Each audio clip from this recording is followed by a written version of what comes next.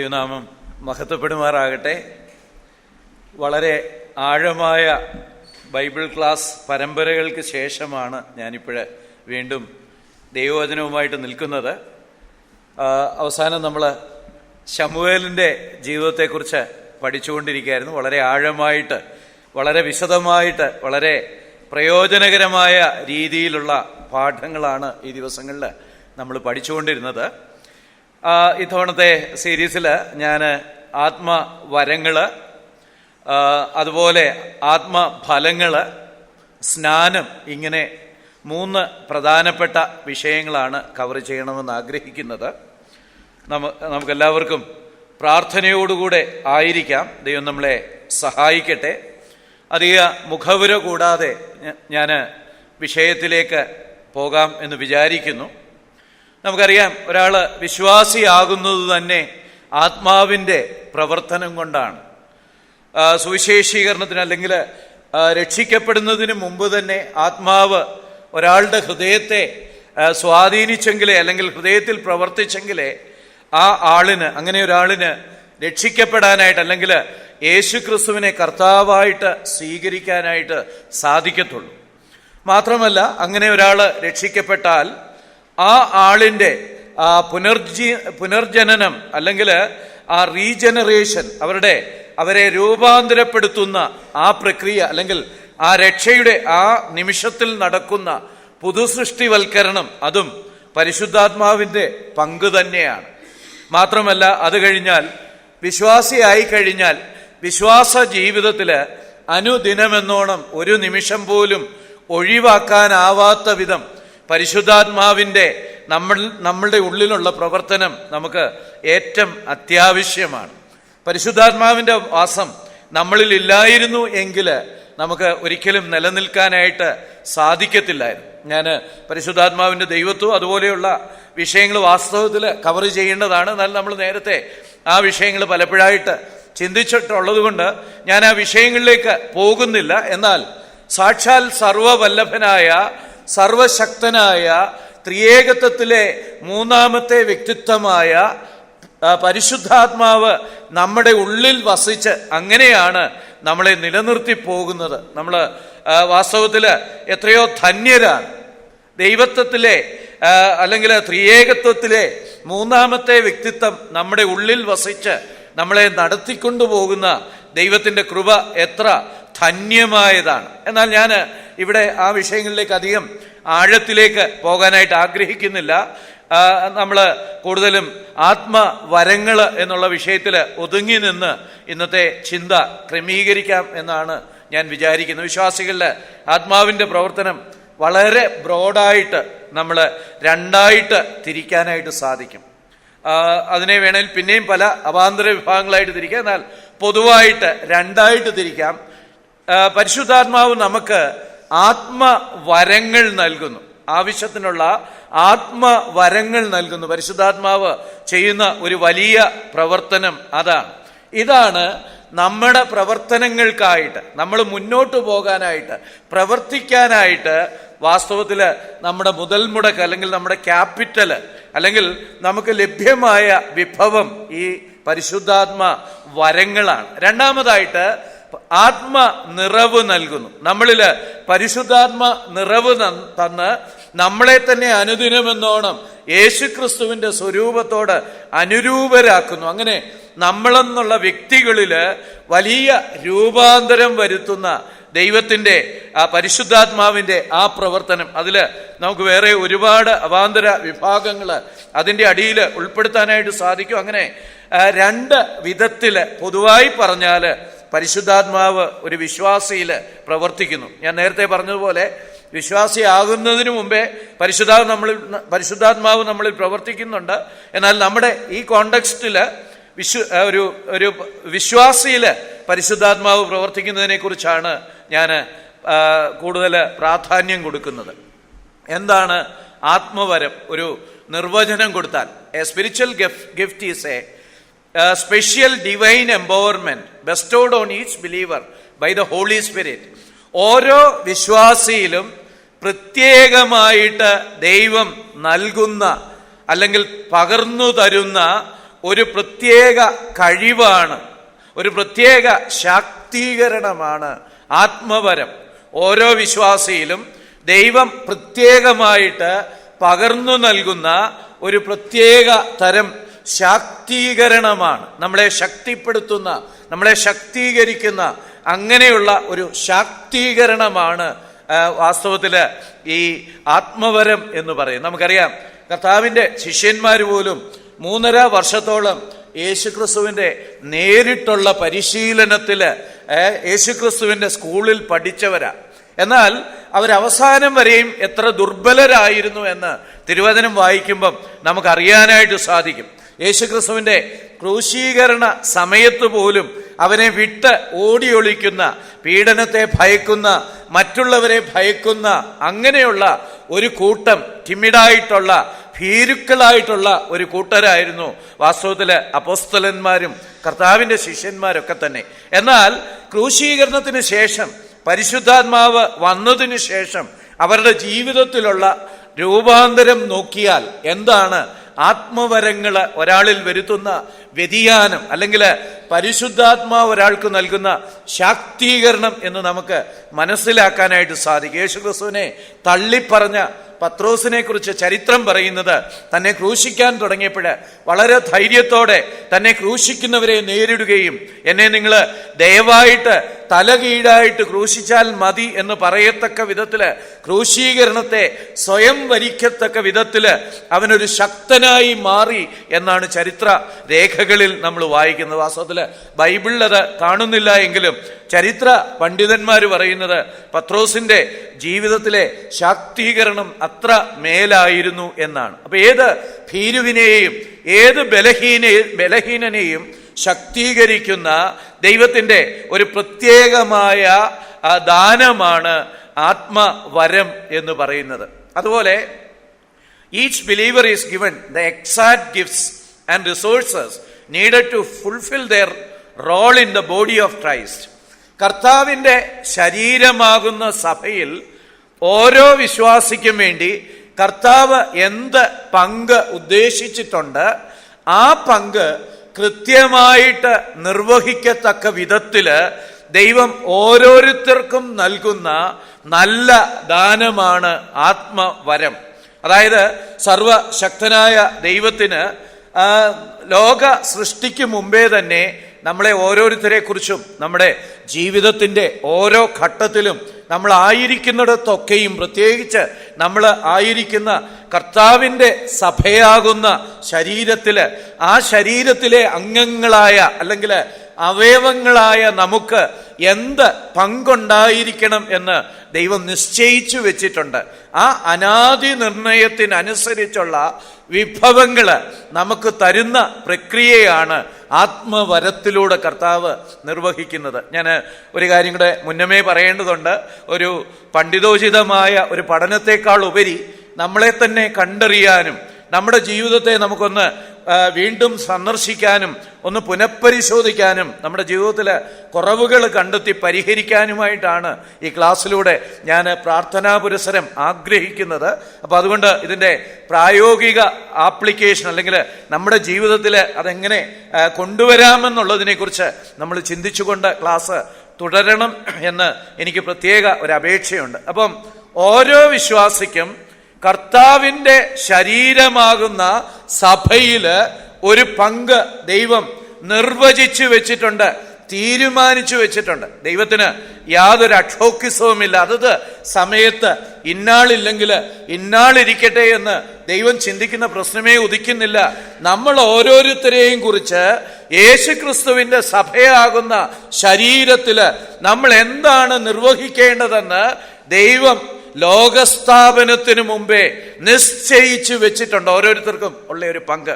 ഇപ്പം ക്രിസ്തീയ ജീവിതം വളരെ കോംപ്ലസന്റ് ആയിട്ട് അവധാനതയോടെ എടുക്കേണ്ടതല്ല. ഒരു അംബാസഡറെ ഇന്ത്യ മറ്റൊരു രാജ്യത്തിൽ അയക്കുമ്പോൾ എത്ര ഗൗരവകരമായിട്ട് അവിടെ ആയിരിക്കുന്നു, അതുപോലെ ഓരോ വിശ്വാസിയും ദൈവം നമുക്ക് തന്നിട്ടുള്ള ഒരു വലിയ ഉത്തരവുണ്ട്, ഒരു ഓർഡറുണ്ട്, ഒരു അപ്പോയിന്റ്മെന്റ് ഓർഡറുണ്ട്. ആ ഓർഡറിൽ ദൈവം നമ്മളെക്കുറിച്ച് ചില പങ്ക് വഹിക്കാനായിട്ട് ആ നിയമന ഉത്തരവില് ഉദ്ദേശിച്ചിട്ടുണ്ട്. ആ ഉദ്ദേശം സമ്പൂർണമായിട്ട് നിർവഹിക്കേണ്ട ആവശ്യം നമുക്കുണ്ട്. അത് നമ്മൾ നിർവഹിച്ചില്ല എങ്കിൽ നമ്മൾ പരാജിതരാകും. നമ്മൾ ഈ പാങ്ങോടുകൂടെ വരുമ്പോൾ അവിടെ ആ ക്വാർട്ടർ ഗാർഡിൻ്റെ അവിടെ 24 മണിക്കൂറും, കാർത്തികൻ സാറിനോടൊക്കെ ചോദിച്ചാൽ അതിൻ്റെ പ്രാധാന്യത്തെക്കുറിച്ച് അറിയാം. അവർ 24 മണിക്കൂറും ഇങ്ങനെ കാവൽ നിൽക്കുക. അവര് പലപ്പോഴും കണ്ണുപോലും വെട്ടിക്കുകയില്ലെന്ന് നമുക്ക് തോന്നും. ഇങ്ങനെ പ്രതിമ പോലെ ഇങ്ങനെ അങ്ങ് നിൽക്കുകയാണ് എന്ന് നമുക്ക് തോന്നും. അവര് വളരെ ശ്രദ്ധയോടെ കാവൽ നിൽക്കുക. അങ്ങനെ നിൽക്കുന്ന ഒരാള് ഏതെങ്കിലും ഒരു നിമിഷത്തില് ഒന്ന് ഉറങ്ങിപ്പോയാല്, ഒന്നിരുന്നു പോയാല് ഒരു പക്ഷേ അതിന് തക്ക ശിക്ഷ അനുഭവിക്കേണ്ടി വന്നേക്കാം. അത് ആവർത്തിക്കപ്പെടുകയാണെങ്കിൽ അത് ജോലിയെ തന്നെ ബാധിച്ചു എന്ന് വന്നേക്കാം. അത്ര ശ്രദ്ധയോടുകൂടെയാണ് അവർക്ക് കൊടുത്തിരിക്കുന്ന ജോബ് ഡിസ്ക്രിപ്ഷൻ അനുസരിച്ചുള്ള പണി അവർ ചെയ്യുന്നത്. അങ്ങനെയാണെങ്കിൽ രാജാതിരാജാവായ കർത്താവായ ദൈവം നമുക്ക് ഓരോരുത്തർക്കും ഒരു അപ്പോയിന്റ്മെന്റ് ഓർഡർ തന്നിട്ടുണ്ടെങ്കിൽ ആ ഉത്തരവാദിത്വം എത്ര ശ്രദ്ധയോടുകൂടെ നമ്മൾ നിർവഹിക്കേണ്ടതാണ്. സഭാജീവിതം വാസ്തവത്തില് അലക്ഷ്യമായിട്ട് കൈകാര്യം ചെയ്യാനുള്ളതല്ല. ഓരോ ദിവസവും കർത്താവേ, നീ എന്നെ ഏൽപ്പിച്ചത് എന്താണ് എന്നെനിക്ക് ബോധ്യക്കുറവുണ്ടെങ്കിൽ എനിക്ക് വെളിപ്പെടുത്തി തരണമേ എന്ന് പ്രാർത്ഥിക്കുകയും അത് കണ്ടുപിടിച്ച് അതിനനുസരിച്ച് ജീവിക്കുകയും ചെയ്യാനുള്ള ഉത്തരവാദിത്വം നമുക്കുണ്ട്. അലക്ഷ്യമായിട്ട് വെറുതെ ജീവിക്കാനുള്ള ഒരു ജീവിതമല്ല നമ്മുടെ ക്രിസ്തീയ ജീവിതം. ലോകൈകനാഥനായിട്ടുള്ള കർത്താവ് നമ്മളെക്കുറിച്ച് ഓരോരുത്തരെ കുറിച്ചും സ്പെസിഫിക് ആയിട്ട് ഓരോരുത്തർക്കും വസ്തുനിഷ്ഠമായിട്ട് ഉത്തരവാദിത്വങ്ങൾ കൽപ്പിച്ച് ആക്കിയിട്ടുണ്ട്. മാത്രമല്ല, ഈ കർത്താവിന് അവന്റെ സർവാധികാരം പോലെ തന്നെ ഇത് പറയാനായിട്ട് വേറൊരു ക്ലെയിമും കൂടെ നമ്മളുടെ മേലുണ്ട്. നമ്മളെ അവൻ വിലയ്ക്ക് വാങ്ങിച്ചവനാണ്. വലിയ വില കൊടുത്ത് കാൽവറി ക്രൂശില് യേശുക്രിസ്തുവിനെ ബലി കൊടുത്താണ് നമ്മളെ വീണ്ടെടുത്തിരിക്കുന്നത്. തനിക്കുള്ള ഏറ്റവും വിലയേറിയതിനെ നൽകി നമ്മളെ വീണ്ടെടുത്തു എങ്കിൽ പ്രിയപ്പെട്ടവരെ, ഈ നാഥനെ അനുസരിക്കുവാനായിട്ട് അവൻ എന്നെക്കുറിച്ച് എന്താണ് ഉദ്ദേശിക്കുന്നതെന്ന് മനസ്സിലാക്കാനായിട്ട്, അത് മനസ്സിലാക്കി സമ്പൂർണമായിട്ട് നിർവഹിക്കാനായിട്ടുള്ള ഉത്തരവാദിത്വം നമുക്കുണ്ട്. ആ ഉത്തരവാദിത്വം നിർവഹിക്കാനുള്ള വിഭവമാണ്, അത് തീർത്തെടുക്കാനുള്ള അതിനുള്ള വിഭവമാണ് ദൈവം ആത്മവരങ്ങളിലൂടെ തരുന്നത്. അപ്പൊ അതുകൊണ്ട് നമ്മളിൽ ഓരോരുത്തരും കർത്താവ് എനിക്ക് തന്നിട്ടുള്ള ആത്മവരങ്ങൾ ഏതൊക്കെയാണെന്ന് നമ്മൾ തികച്ചും തീർത്തും സംശയാതീതമായിട്ട് കണ്ടുപിടിച്ചേ മതിയാകൂ. വെറുതെ ഞാനങ്ങ് ജീവിച്ചു പോവുകയാണ്, ജനിച്ചു പോയില്ലേ അതുകൊണ്ട് ഞാൻ ജീവിക്കുകയാണെന്നുള്ള രീതിയിലുള്ള അലക്ഷ്യമായ ക്രിസ്തീയ ജീവിതം ദൈവസന്നിധിയില് ശിക്ഷാർഹമാണ്, കോപത്തിന് ഇടവരുത്തുന്നതാണ്. അതുകൊണ്ട് ഈ രാത്രിയില് എനിക്ക് നിങ്ങളോട് ഓരോരുത്തരോടും ചോദിക്കാനുള്ളത്, ഈ രാത്രിയില് നിങ്ങൾക്ക് തിട്ടമുണ്ടോ? നിങ്ങളെ ഓരോരുത്തരെ കുറിച്ചുമുള്ള ദൈവത്തിന്റെ ഉദ്ദേശം എന്താണ്? ദൈവം ആ ഉദ്ദേശം നിർവഹിക്കാൻ ഏതേത് കൃപാവരങ്ങളാണ് എനിക്ക് തന്നിട്ടുള്ളത് എന്നുള്ള നിശ്ചയമുണ്ടോ? നമുക്ക് നമ്മളെക്കുറിച്ച് ഉദ്ദേശിച്ചിരിക്കുന്ന ഉദ്ദേശങ്ങൾ അറിയാനായിട്ട് ഏത് കൃപാവരം തന്നിട്ടുണ്ടെന്ന് അറിഞ്ഞാലും എളുപ്പമാണ്. എനിക്ക് ഏത് കൃപാവരമാണ് ദൈവം തന്നിട്ടുള്ളത് എന്ന് കണ്ടുപിടിക്കാമെങ്കിൽ എന്നെ ഏൽപ്പിച്ചിട്ടുള്ള ഉത്തരവാദിത്വം ഏതാണെന്നും കണ്ടുപിടിക്കാനായിട്ട് സാധിക്കും. അപ്പം രണ്ട് വിധത്തിലും എൻ്റെ ഉത്തരവാദിത്വം കണ്ടുപിടിച്ചാൽ എൻ്റെ ആത്മവരം എന്താണെന്ന് കണ്ടുപിടിക്കാൻ എളുപ്പമാ. അല്ല, ആത്മവരം കണ്ടുപിടിച്ചാൽ, അല്ലെങ്കിൽ എനിക്ക് ദൈവം പ്രത്യേകമായിട്ട് തന്നിട്ടുള്ള ആ പ്രത്യേക കൃപകള് എന്താണെന്ന് കണ്ടുപിടിക്കുകയാണെങ്കിൽ എൻ്റെ ഉത്തരവാദിത്വം എന്താണ് എന്ന് നമുക്ക് ഓരോരുത്തർക്കും കണ്ടുപിടിക്കാൻ പറ്റും. പക്ഷേ ഇത് യാതൊരു അർത്ഥശങ്കയ്ക്കും ഇടയില്ലാതെ ഞാൻ പറയട്ടെ, ഇനി ഒരു നിമിഷം പോലും നമ്മളെക്കുറിച്ചുള്ള ദൈവം ഉദ്ദേശിക്കുന്ന റോള്, പങ്ക് എന്താണെന്ന് കണ്ടുപിടിക്കാതെ മുന്നോട്ട് പോകാൻ പാടില്ല. ഇനി ഒരു നിമിഷം പോലും എനിക്ക് ദൈവം തന്നിട്ടുള്ള കൃപാവരങ്ങൾ ഏതാണെന്ന് കണ്ടുപിടിക്കാതെ മുന്നോട്ട് പോകാനായിട്ട് പാടില്ല. ഈ രാത്രി കൊണ്ട് നമ്മുടെ ജീവിതത്തിൽ ഒരു തീരുമാനം ഉണ്ടാകേണ്ടിയിരിക്കുന്നു. അതുപോലെ ഇത് sometimes the person to administer the gifts are also gifts to the church. അതും ഒരു വളരെ രസകരമായ കാര്യമാണ്. ഈ കൃപാവരങ്ങൾ ഉപയോഗിക്കേണ്ട ആളുകളും കൃപാവരങ്ങളായിരിക്കും. നമ്മൾ പിന്നീട് പഠിക്കുമ്പോൾ അത് കാണും. അതായത് അപ്പോസ്തോലന്മാരെ പോലുള്ളവരെ സഭയ്ക്ക് കൃപാവരങ്ങളായിട്ട് ദൈവം കൊടുത്തതാ. അപ്പൊ നമ്മൾ പലപ്പോഴും ഈ കൃപാവരങ്ങൾ എന്ന് പറഞ്ഞാല് ചില കഴിവുകളായിട്ടാ നമ്മൾ ചിന്തിക്കാൻ ഇഷ്ടപ്പെടുന്നത്. പക്ഷേ ചില ആളുകളെയും ദൈവം ദാനമായിട്ട് സഭയ്ക്ക് കൊടുക്കുന്നുണ്ട്. അവരും സഭയ്ക്കുള്ള കൃപാവരമാണ്. അവരെ സഭയ്ക്ക് ദാനം ചെയ്തിരിക്കുകയാണ്. അപ്പോസ്തലന്മാര്, സുവിശേഷകന്മാര്, പ്രവാചകന്മാര്, അതുപോലെ ഉപദേഷ്ടാക്കന്മാര്. അവര് സഭയ്ക്ക് ദൈവം നൽകിയിട്ടുള്ള വരദാനങ്ങളാണ്, ആത്മീക വരങ്ങളാണ്. എന്നിട്ട് ഇവർ തന്നെ ഇതിൽ പല കൃപാവരങ്ങൾ കൈകാര്യവും ചെയ്യുന്നുണ്ട്. ഇവരല്ലാത്തവരും കൈകാര്യം ചെയ്യുന്നുണ്ട്, എല്ലാവരും കൈകാര്യം ചെയ്യുന്നുണ്ട്. എന്നാൽ ഏറ്റവും രസകരമായിട്ടുള്ള കാര്യം, സഭയ്ക്ക് ചില വ്യക്തികളെയും ദൈവം കൃപാദാനമായിട്ട്, കൃപാവരമായിട്ട് നൽകുന്നുണ്ട്. നമ്മൾ പിന്നീട് വരുമ്പം അത് വീണ്ടും കാണുന്നതാണ്. എന്നാൽ ഇക്കാര്യത്തിൽ ഒരു കാര്യം ഞാൻ പറഞ്ഞു പോകട്ടെ. പലരും പറയാറുണ്ട്, ഈ കൃപാവരങ്ങള് എൻ്റെ വ്യക്തിപരമായ ജീവിതത്തിൽ ഞാൻ ഉപയോഗിച്ച് ആത്മീക വളർച്ച പ്രാപിക്കുന്നുണ്ടെന്ന്. ഈ കൃപാവരങ്ങളെ ഞാൻ രഹസ്യമായിട്ട് എൻ്റെ വ്യക്തിപരമായ ജീവിതത്തിൽ ഉപയോഗിച്ച് ഞാൻ ആത്മീക വളർച്ച പ്രാപിക്കുന്നുണ്ട്. അതിലേക്ക് നമ്മൾ പിന്നീട് വരും. 1 കൊരിന്ത്യർ 14:4 അന്യഭാഷയിൽ സംസാരിക്കുന്നവന് തനിക്കു താൻ ആത്മീക വർധന വരുത്തുന്നു എന്ന് വായിക്കുന്നത് കൊണ്ട് ഞാൻ ചിലപ്പോഴ് ഒരു മുറിയിൽ അങ്ങോട്ട് അടച്ചിട്ടിട്ട് ഈ കൃപാവരം ഉപയോഗിച്ച് എനിക്ക് തന്നെ ആത്മീക വർധന വരുത്തുന്നുണ്ട് എന്ന് പറയുന്ന ചിലരെ കാണാറുണ്ട്. പക്ഷേ ഈ ആത്മീയ വർധന, ഈ കൃപാവരങ്ങളെ കുറിച്ച് ഓർക്കുമ്പോൾ നമ്മൾ ഓർത്തിരിക്കേണ്ട ഒരു പ്രത്യേക കാര്യം, ഇത് സഭയ്ക്കുള്ള ദാനമാണ്. എന്നെയാണ് ഏൽപ്പിച്ചിരിക്കുന്നതെങ്കിലും, അല്ലെങ്കിൽ ദൈവത്തിന്റെ കൃപാവരം ഞാനാണെങ്കിലും, ഞാനെന്ന വ്യക്തിയാണെങ്കിലും അല്ല, നമ്മളിൽ ഓരോരുത്തർക്കും തന്നിരിക്കുന്ന കഴിവുകളാണെങ്കിൽ പോലും ഇത് സഭയ്ക്കുള്ള റിസോഴ്സാണ്. ഇത് സഭയുടെ നന്മയ്ക്ക് വേണ്ടി നൽകിയിരിക്കുന്നതാണ്. ഇത് വ്യക്തിപരമായിട്ട് ഉപയോഗിക്കാനായിട്ട് പ്രതീക്ഷിക്കപ്പെടുന്നതല്ല. നമുക്കറിയാം, ഈ പല ഉത്സവങ്ങളും ഒക്കെ നടക്കുമ്പോൾ ഒരുപാട് പണം പിരിക്കും അല്ലേ? ഉത്സവങ്ങൾ പലർക്കും വലിയ ഇഷ്ടമാണ്. കാരണം പണം പിരിക്കാനുള്ള ഒരു നല്ല സമയമാണ്. മാത്രമല്ല, അങ്ങനെ പണം പിരിക്കുമ്പോൾ പലതിനും കണക്കൊന്നും സൂക്ഷിക്കേണ്ട ആവശ്യവുമില്ല. അതുകൊണ്ട് അവർക്ക് നന്നായിട്ട് അത് ഉപയോഗിക്കാനായിട്ട് പറ്റും. അതായത് പൊതുപ്രയോജനത്തിനെന്ന് പറഞ്ഞ് പിരിച്ച കാശിന്റെ ഒരു അംശം എടുത്ത് സ്വന്തം കാര്യത്തിന് ഉപയോഗിക്കുക.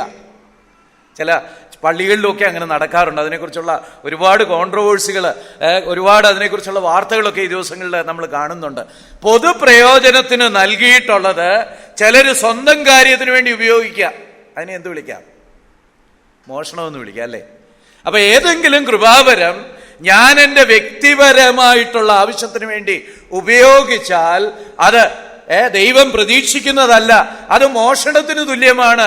ഈ കൃപാവരങ്ങളെ സഭയുടെ നന്മയ്ക്ക് വേണ്ടിയാണ് ഉപയോഗിക്കാനായിട്ട് ദൈവം പ്രതീക്ഷിക്കുന്നത്. അപ്പം ഈ പ്രത്യേകിച്ച് ഈ കോണ്ടെക്സ്റ്റില് ചില വ്യക്തികളെ പോലും കൃപാവരങ്ങളായിട്ട് തന്നിട്ടുണ്ട്. അപ്പൊ ഈ വ്യക്തിയെ ഞാൻ ഉപയോഗിച്ച് എങ്ങനെ ആത്മവർദ്ധനം ഉണ്ടാക്കുന്നത്? എനിക്ക് സ്വന്തം ജീവിതത്തിലെ, വ്യക്തിപരമായ ജീവിതത്തില്, സഭയായിട്ട് എനിക്ക് ആ വ്യക്തി അനുഗ്രഹത്തിന് കാരണമായി തീർന്നു എന്ന് വന്നേക്കാം. പക്ഷെ ഒരു വ്യക്തി എന്നുള്ള നിലയ്ക്ക് എൻ്റെ സ്വകാര്യ ജീവിതത്തില്, എൻ്റെ സ്വകാര്യ വളർച്ചയ്ക്ക് ഒരു വ്യക്തിയെ ഉപയോഗിക്കാനായിട്ട് സാധിക്കത്തില്ല. ഇനിയും ആത്മവരങ്ങളെ കുറിച്ച് പറയുന്ന വചന ഭാഗങ്ങളാണ് 1 കൊരിന്ത്യർ 12:1 തൊട്ട് 14 വരെയുള്ള ഭാഗങ്ങള്, 27 മുതൽ 31 വരെയുള്ള ഭാഗങ്ങൾ. ഈ 1 കൊരിന്ത്യർ 12-ാം അധ്യായം ആത്മവരങ്ങളെക്കുറിച്ച് പഠിക്കുമ്പോൾ ഏറ്റവും പ്രധാനപ്പെട്ട ഒരു അധ്യായമാണ്. ബൈബിളിലെ ആത്മവരങ്ങളെക്കുറിച്ചുള്ള ബൈബിളാണ് 1 കൊരിന്ത്യർ 12-ാം അധ്യായം. അതുപോലെ 1 പത്രോസ് 4:10-11 ഭാഗങ്ങളിലും നമ്മൾ കൃപാവരങ്ങളെക്കുറിച്ച് കാണുന്നുണ്ട്. എഫേസ്യ ലേഖനം 4:7 തൊട്ട് 16 വരെ കൃപാവരങ്ങളെ കുറിച്ച് കാണുന്നുണ്ട്. റോമാലേഖനം 12:1 മുതൽ 8 വരെയുള്ള ഭാഗങ്ങളിൽ കൃപാവരങ്ങളെ കുറിച്ച് കാണുന്നുണ്ട്. വേറെ പല വാക്യങ്ങളിലും കൃപാവരങ്ങളെ കുറിച്ചുള്ള സൂചനകളുണ്ട്. എന്നാൽ നമ്മൾ പഠിക്കുമ്പോൾ അത്യാവശ്യം നമ്മുടെ പാഠഭാഗമായിട്ട് പിൻഗമിക്കേണ്ട ആവശ്യമുള്ള ഭാഗങ്ങളാണ് ഞാൻ ഈ പറഞ്ഞത്. 1 കൊരിന്ത്യർ 12-ാം അധ്യായം, എഫേസ്യ ലേഖനം 4-ാം അധ്യായം, അതുപോലെ 1 പത്രോസ് 4-ാം അധ്യായവും റോമാലേഖനം 12-ാം അധ്യായം. ഇനിയും ആത്മവരങ്ങളുടെ ഉദ്ദേശങ്ങളിലേക്ക് വരാം. ഒന്നാമതായിട്ട് ദൈവത്തിന് മഹത്വം ഉണ്ടാക്കുക എന്നുള്ളതാണ്. അതിനുവേണ്ടിയാണ് ആത്മവരങ്ങള് നമുക്ക് തന്നിട്ടുള്ളത്. ഒരു വ്യക്തിക്ക് ഊറ്റം കൊള്ളാനായിട്ടോ അവൻ മഹാനാണെന്ന് തന്നെ പ്രചരിപ്പിക്കാനായിട്ടോ അല്ലെങ്കിൽ തൻ്റെ യശസ് വർദ്ധിപ്പിക്കാനായിട്ടോ കൃപാവരങ്ങൾ ഉദ്ദേശിക്കപ്പെടുന്നില്ല. ദൈവത്തിൻ്റെ നാമത്തിന് മഹത്വം വരുത്താൻ വേണ്ടിയാണ് കൃപാവരങ്ങൾ തന്നിട്ടുള്ളത്. നമുക്ക് 1 പത്രോസിന്റെ 4-ാം അധ്യായത്തിന്റെ 10ഉം 11ഉം വാക്യങ്ങൾ, 2 വാക്യങ്ങൾ മാത്രം ഉള്ളത് കൊണ്ട് നമ്മളതൊന്ന് വായിച്ചാൽ ദൈവം കൃപാവരങ്ങളിലൂടെ ഉദ്ദേശിക്കുന്നത് എന്താണെന്ന് നമുക്ക് മനസ്സിലാകും. 1 പത്രോസ് 4-ന്റെ 10ഉം 11ഉം വാക്യങ്ങൾ മലയാളത്തിൽ വായിക്കുമ്പോൾ 10 തൊട്ട് വായിക്കണം. ഓരോരുത്തന് വരം ലഭിച്ചതുപോലെ വിവിധമായുള്ള ദൈവകൃപയുടെ നല്ല ഗൃഹവിചാരകന്മാരായി അതിനെ കൊണ്ട് അന്യോന്യം ശുശ്രൂഷിപ്പീൻ. ഒരുത്തൻ പ്രസംഗിക്കുന്നുവെങ്കിൽ ദൈവത്തിന്റെ അരുളപ്പാട് പ്രസ്താവിക്കുന്നു എന്ന പോലെയും ഒരുത്തൻ ശുശ്രൂഷിക്കുന്നുവെങ്കിൽ ദൈവം നൽകുന്ന പ്രാപ്തിക്ക് ഒത്തവണ്ണവും ആകട്ടെ. എല്ലാറ്റിലും ദൈവം യേശുക്രിസ്തു മൂലം മഹത്വപ്പെടുവാൻ ഇടവരട്ടെ. മഹത്വവും ബലവും എന്നേക്കും അവനുള്ളത്. മഹത്വവും ബലവും എന്നേക്കും അവനുള്ളത്. ഈ വാക്യത്തിൽ നിന്ന് കൂടുതൽ വാസ്തവത്തിൽ ചിന്തിക്കേണ്ട ആവശ്യമുണ്ട്. എന്നാൽ നമുക്ക് ചുരുങ്ങിയ സമയമേ ഉള്ളല്ലോ. ഈ വാക്യത്തിൽ പറയുന്നത് കൃപാവരങ്ങൾ തന്നിട്ടുള്ളത് ദൈവമാണ്. 2, ഇത് അന്യോന്യം ശുശ്രൂഷിക്കാനാണ് തന്നിട്ടുള്ളത്. 3, ഈ ശുശ്രൂഷ വഴി ഏക ലക്ഷ്യം, അത് സകല മഹത്വത്തിനും യോഗ്യനായ നമ്മുടെ കർത്താവിന് മഹത്വം വരുത്തണം എന്നുള്ളതാണ്. അപ്പം കൃപാവരം തന്നിട്ടുള്ളത് ദൈവത്തിന് മഹത്വം വരുത്താനായിട്ടാണ്. രണ്ടാമതായിട്ട് മറ്റ് ഓരോ വിശ്വാസിക്കും ഗുണം വരാനായിട്ടാണ്. നമുക്ക് 1 കൊരിന്ത്യർ 12-ന്റെ 7-ാം വാക്യം ഒന്ന് വായിക്കാം. 1 കൊരിന്ത്യർ 12-ാം അധ്യായത്തിന്റെ 7-ാം വാക്യം. എന്നാൽ ഓരോരുത്തന് ആത്മാവിന്റെ പ്രകാശനം പൊതുപ്രയോജനത്തിനായി നൽകപ്പെടുന്നു. ആത്മാവിന്റെ പ്രകാശനം പൊതുപ്രയോജനത്തിനായി നൽകപ്പെടുന്നു. അത് നമ്മൾ മറ്റു ഭാഷാന്തരത്തിലും അതുപോലെ ഇംഗ്ലീഷിലും ഒക്കെ വായിച്ചാൽ മറ്റുള്ളവരെ സഹായിക്കാൻ, വിത്തോൾ, മറ്റുള്ളവരെ സഹായിക്കാനായിട്ട്, സഭയിലുള്ള മറ്റുള്ളവരെ സഹായിക്കാനായിട്ട് എനിക്ക് ദൈവം തന്നിരിക്കുന്ന പ്രത്യേക നിധിയാണ്, അല്ലെങ്കിൽ പ്രത്യേക വിഭവമാണ് കൃപാവരം. മറ്റുള്ളവരുടെ നന്മയ്ക്കായിട്ട്, മറ്റുള്ളവരുടെ ഗുണത്തിനായിട്ട്, അവരുടെ ആത്മവളർച്ചയ്ക്കായിട്ട്, അവരുടെ ആത്മീക വിശുദ്ധീകരണത്തിനായിട്ട്, അവരുടെ ഹൃദയം തണുപ്പിക്കാനായിട്ട്, അവരുടെ പല ആവശ്യങ്ങളും നിവർത്തിക്കപ്പെടാനായിട്ട് ദൈവം എന്നെ ഏൽപ്പിച്ചിട്ടുള്ള വിഭവങ്ങളാണ് കൃപാവരങ്ങൾ. അപ്പം സഭയെന്ന് പറയുന്നത് നമുക്ക് പോയി ആരാധിച്ച് തൃപ്തിയടഞ്ഞ് ഭവനത്തിലേക്ക് മടങ്ങിപ്പോകാനുള്ള ഒരു സ്ഥലമല്ല. മറിച്ച് നമ്മൾ നോക്കേണ്ടത് മറ്റുള്ള ആരെ എനിക്ക് ഇന്ന് ശുശ്രൂഷിക്കാൻ കഴിയും എന്നുള്ളതാണ് വാസ്തവത്തിൽ നമ്മുടെ ലക്ഷ്യം ആയിരിക്കേണ്ടത്. മറ്റുള്ളവരെ എങ്ങനെ എന്നെ ഏൽപ്പിച്ചിരിക്കുന്ന ഈ കൃപാവരം കൊണ്ട് എനിക്ക് ശുശ്രൂഷിക്കാനായിട്ട് സാധിക്കും എന്നുള്ളതായിരിക്കണം നമ്മുടെ ഓരോരുത്തരുടെയും നോട്ടം. അപ്പം മറ്റുള്ളവരുടെ ബെനഫിറ്റിന് വേണ്ടി, ഗുണത്തിന് വേണ്ടി തന്നിരിക്കുന്ന. മൂന്നാമതായിട്ട് building up of the church, സഭയെ പണിയാനായിട്ട്, വളർത്താനായിട്ട് തന്നിരിക്കുന്ന ചില നിധികളാണ്, വിഭവങ്ങളാണ്, ചില റിസോഴ്സസ് ആണ് കൃപാവരങ്ങള്. പലപ്പോഴും നമ്മൾ സഭകളൊക്കെ ഒരു പരിധിയൊക്കെ എത്തിയാൽ ഇത്രയൊക്കെ അങ്ങ് പോയാൽ മതി അല്ലേ, ഇനിയും 10-30 വീട്ടുകാരൊക്കെ ഉണ്ട് അല്ലേ, ഇനിയും വലിയ പ്രവർത്തനമൊന്നും വേണ്ട, വലിയ താഴോട്ട് പോകരുത്, ഒരു പരുവത്തിനൊക്കെ അങ്ങ് പോയാൽ മതിയെന്ന് ചിന്തിക്കുന്നവരാ. എന്നാൽ നമ്മുടെ ആ പെരുന്താശാനുണ്ടല്ലോ, നമ്മുടെ ആ വലിയ തച്ചനുണ്ടല്ലോ, ആ തച്ചന് ഇതിനെ എന്നെന്നും പണിയാൻ ആഗ്രഹിക്കുകയാണ്. സഭ വളർന്നു വരണം, ആത്മീയമായി വളർന്നു വരണം, ആളിന്റെ കാര്യത്തിൽ വളർന്നു വരണം, എല്ലാ അർത്ഥത്തിലും വളർന്നു വരണം, ഉണർവിൽ വളർന്നു വരണം. അപ്പൊ അങ്ങനെയാണെങ്കിൽ നമ്മുടെ പ്രാർത്ഥനയും ഒന്ന് നമ്മൾ റീവിസിറ്റ് ചെയ്യേണ്ടി വരും അല്ലേ.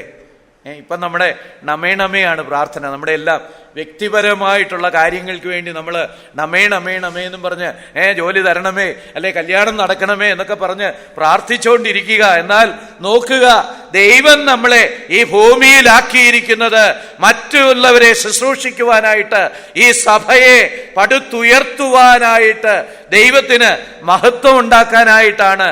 അതാണ് നമ്മുടെ ബിസിനസ്. കൂട്ടത്തില് സ്വന്തം കാര്യമൊക്കെ നോക്കേണ്ടതൊക്കെ നോക്കണം, എന്നാൽ അതിലുപരിയായിട്ട് ആത്മീകമാണ് നമ്മുടെ ടേംസ് ഓഫ് റെഫറൻസ്. അല്ലെ നമുക്ക് ദൈവം തന്നിരിക്കുന്ന ആ നിയോഗം എന്ന് പറയുന്നത് ആത്മീക നിയോഗമാണ്. അപ്പൊ അതുകൊണ്ട് ഇത് സഭയെ പണിയുന്നത് വളരെ പ്രധാനമാണ്. നാലാമത്, സഭയുടെ ഐക്യത്തിനു വേണ്ടിയുള്ള ദൈവം തന്നിരിക്കുന്ന ഒരു വലിയ വിഭവമാണ്. എല്ലാവരും കൃപാവരമില്ലാത്ത ഒരാൾ പോലും സഭയിലില്ല. എനിക്ക് കൃപാവരമില്ലെന്ന് പറഞ്ഞാൽ രക്ഷിക്കപ്പെട്ടില്ലെന്ന അർത്ഥം. കാരണം രക്ഷിക്കപ്പെട്ട ഓരോരുത്തരും വളരെ സ്പെസിഫിക് ആയിട്ടാണ് നമ്മൾ ആ ഭാഗങ്ങൾ വായിക്കുന്നത്. ഓരോരുത്തരും നൽകിയിട്ടുണ്ട്. എൻ്റെ അങ്കിളെ, എനിക്ക് കൃപാവരമൊന്നുമില്ല, എനിക്കൊന്നും കിട്ടിയിട്ടില്ല, ഞാനൊരു പാവത്താനാണ്, ഞാനൊരു അത്തപ്പാടിയാണ്. ഇല്ല, അങ്ങനെ ഒരു വകുപ്പില്ല കേട്ടോ. അങ്ങനെ ആണെങ്കിൽ സഭയിലുള്ള എല്ലാവരും അവരുടെ കൃപാവരങ്ങൾ അങ്ങോട്ട് ഉപയോഗിക്കുമ്പോൾ സഭ തന്നെ ഐക്യത്തിൽ ബലപ്പെട്ടു വരും. സൈസോറിനിരുന്ന് തനിക്ക് നൽകിയിരിക്കുന്ന കൃപാവരം എന്താണെന്നിരുന്ന് ആലോചിച്ചുകൊണ്ടിരിക്കുന്നത് കണ്ടാൽ അറിയാം. നമ്മളെല്ലാവരും ദൈവം നമുക്ക് തന്ന കൃപാവരങ്ങൾ തിരിച്ചറിഞ്ഞ് അതങ്ങോട്ട് ഉപയോഗിക്കുമ്പോൾ സഭയില് കോമ്പറ്റീഷൻ ഇല്ല, സഭയിൽ പരാതികളില്ല, പരിദേവനങ്ങളില്ല. എല്ലാവരെയും കരുതി പരിപാലിച്ച് പോകുമ്പോൾ ഐക്യമുള്ള സംതൃപ്തമായ ഒരു ഏകകമായിട്ട്, ഒരു യൂണിറ്റായിട്ട് സഭ തന്നെ മാറും. അപ്പം ഈ കൃപാവരങ്ങള് സഭയുടെ ഐക്യത്തിന് വേണ്ടി, ഒന്നായിരിക്കാൻ വേണ്ടി ദൈവം നമുക്ക് തന്നിട്ടുള്ളതാണ്. ഇനി മറിച്ച് ഈ കൃപാവരങ്ങളെ ദുരുപയോഗം ചെയ്താൽ അനൈക്യം ഉണ്ടാവുകയും ചെയ്യും. ഇല്ലാത്ത കൃപാവരങ്ങള് ഞാനെടുത്ത് ഉപയോഗിക്കാൻ തുടങ്ങിയാൽ, ഉള്ളത് ഉപയോഗിക്കാതെ ഇരുന്നാല് സഭയില് പലപ്പോഴും ഞാൻ ഒരു പ്രശ്നക്കാരനായി തീർന്നു എന്ന് വന്നേക്കാം. അപ്പൊ അങ്ങനെയാണെങ്കിൽ സഭയുടെ ഐക്യത്തിന്റെ ഏറ്റവും പ്രധാനപ്പെട്ട ഒരു വിഭവമാണ് നമ്മളെ ഓരോരുത്തരെയും ഏൽപ്പിച്ചിട്ടുള്ള കൃപാവരങ്ങള്. അത് നമ്മൾ നന്നായിട്ട് ഉപയോഗിച്ചാൽ തീർച്ചയായിട്ടും ദൈവം സഭയില് ഐക്യം നൽകും എന്നുള്ളതിന് സംശയമില്ല. അഞ്ചാമതായിട്ട്, സഭയുടെ വളർച്ചയ്ക്കും അതിൻ്റെ പൂർത്തീകരണത്തിനും അതിൻ്റെ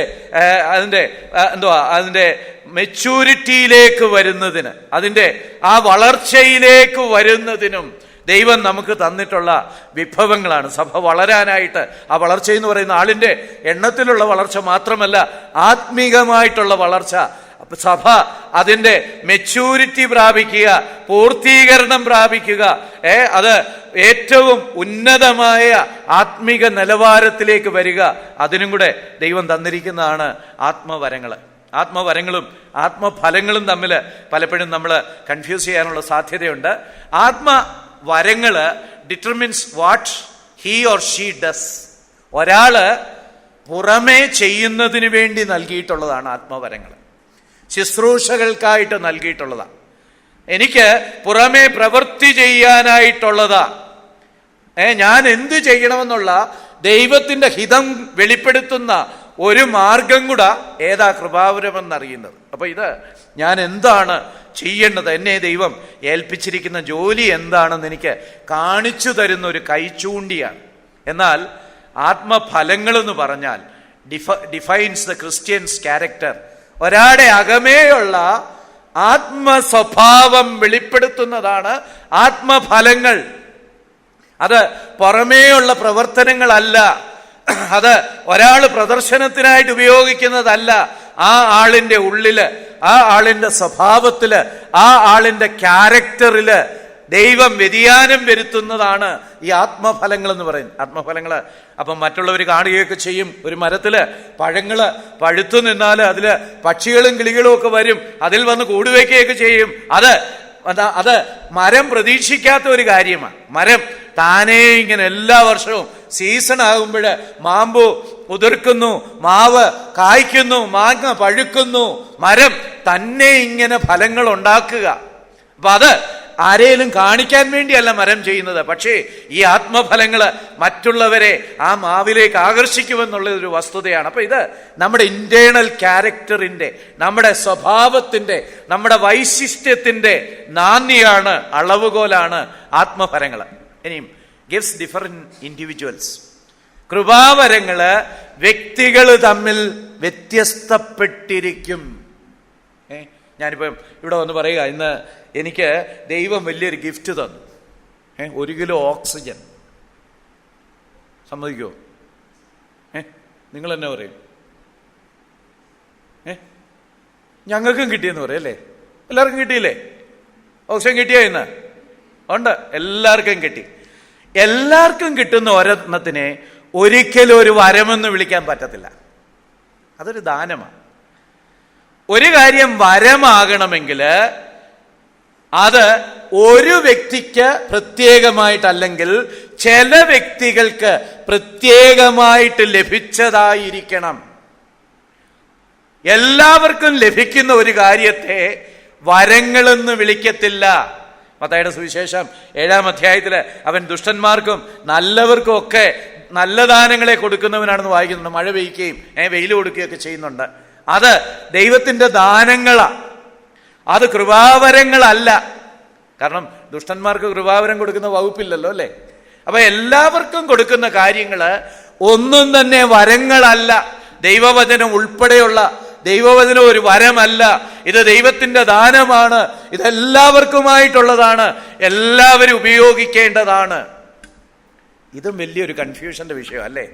ചിലർ പറയുന്നുണ്ട് ചില വരങ്ങളുണ്ടെങ്കിലേ വിശ്വാസിയാണെന്ന് പരിഗണിക്കാൻ പറ്റുള്ളൂ.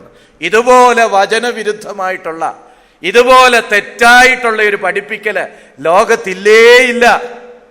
എല്ലാവർക്കും കൊടുക്കുന്ന ഏതെങ്കിലും ഒരു കാര്യമുണ്ടെങ്കിൽ അതിനെ വരമെന്ന് വിളിക്കാനേ കഴിയുകയില്ല. മാത്രമല്ല ഇത് വീതിച്ചു നൽകിയിരിക്കുന്നു. നമ്മൾ 12-ന്റെ 7, 8, 9, 10 ആ ഭാഗമൊക്കെ വായിക്കുമ്പോൾ ഓരോരുത്തന് ദൈവം വീതിച്ചു നൽകിയിരിക്കുന്നു. ഒരു വരം ഒരാൾക്ക്, വേറൊരു വരം വേറൊരാൾക്ക്. ചിലപ്പം ചിലർക്ക് ഒന്നിലധികം വരം കൊടുത്തെന്ന് വന്നേക്കാം. എന്നാൽ ഈ ഒരു വരം എല്ലാവർക്കും കൊടുക്കുന്ന ഒരു പരിപാടി കർത്താവിനില്ല, അല്ലെങ്കിൽ പരിശുദ്ധാത്മാവിനില്ല. ഇപ്പം ചിലർ പറയും അന്യഭാഷ നമ്മൾ രക്ഷിക്കപ്പെട്ടെന്നുള്ളതിൻ്റെ അടയാളമാണ്, ഇതെല്ലാവരിലും ഉണ്ടായിരിക്കണം. അങ്ങനെ ഉണ്ടായിരിക്കണമെന്ന് നിർബന്ധം പറയുന്നത് കൊണ്ട് പലരും ഉണ്ടാക്കുന്നുമുണ്ട്. അതിനുള്ള പരിശീലനമൊക്കെ എടുക്കാറുണ്ട്. കൃത്താക്രീ എന്നൊക്കെ പറഞ്ഞ് ചില പരിശീലനങ്ങളൊക്കെ ആവർത്തിച്ച് നടത്തി ഉണ്ടാക്കിയെടുക്കാൻ പലരും ശ്രമിക്കാറുണ്ട്. എന്താ കാര്യം? ദൈവവചനത്തിന് വിരോധമായിട്ട് ഈ വരങ്ങളിൽ ഏതെങ്കിലും എല്ലാവർക്കും ഉണ്ടായിരിക്കേണ്ടതാണ് എന്ന് പഠിപ്പിച്ചാൽ ആ പഠിപ്പിക്കപ്പെടുന്ന ജനങ്ങളെല്ലാം വഴിതെറ്റിപ്പോകാനായിട്ടിടയാകും. അതാണ് ഇന്ന് നമ്മൾ കണ്ടുകൊണ്ടിരിക്കുന്നത്.